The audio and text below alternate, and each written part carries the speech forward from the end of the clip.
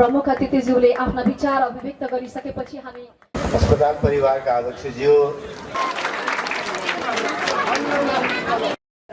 अनुरोध गर्दछु Shri Dwarikalal Chaudhary private limited Bokraha Narsingh गाउँपालिका 4 मा रहेको छ। उहाँका विभिन्न नेतृत्व तहमा रहनुभएका नेतागणहरूको पनि यो कार्यक्रममा उपस्थिति रहेको छ। उद्योग वाणिज्य संघको सिंह परिवार हामीमा उपस्थित छ, जसको उपस्थितिले पनि यो कार्यक्रमको गतिमा थप बढेको कुरा महसुस भएको छ।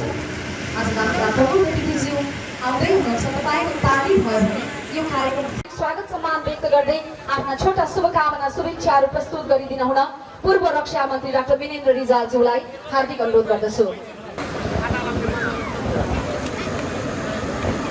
अस्पताल परिवारका अध्यक्षज्यू, कार्यक्रमका प्रमुख अतिथि पूर्व प्रधानमन्त्री आदरणीय केपी शर्मा ओलीज्यू, मुख्यमन्त्रीज्यू, मन्त्रीज्यू, पूर्व मुख्यमन्त्रीज्यू भन्नुहुन्छ भन्ने विश्वास छु।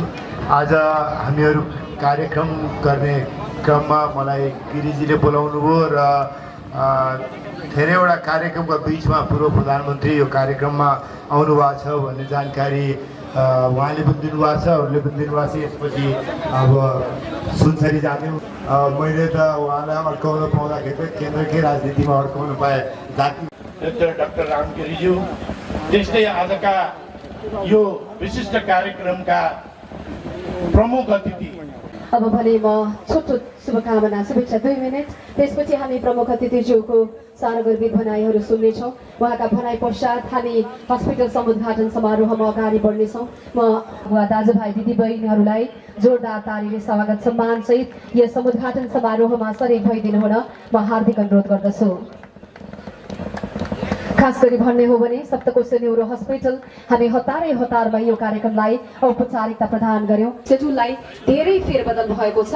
मानव अधिकार सञ्जाल जिल्लाका संयोजक रमेश भट्टराईज्यू, यहाँलाई म हार्दिक स्वागत सम्मान व्यक्त गर्दछु।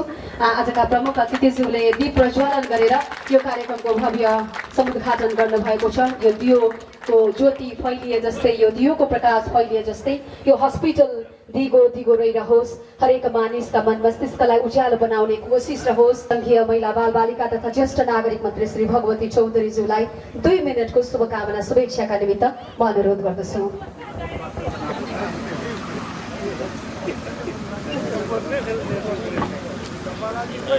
धन्यवाद कार्यक्रम सञ्चालिकाज्यू।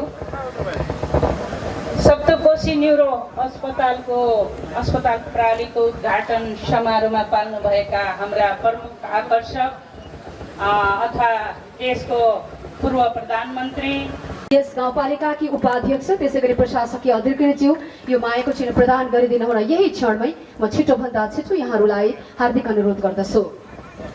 आदरणीय उपस्थित महानुभावहरू, आजका प्रमुख अतिथिज्यूलाई अभिनन्दन पत्र र मायाको चिन्ह प्रदान गर्ने कार्यक्रम चलिरहेको छ।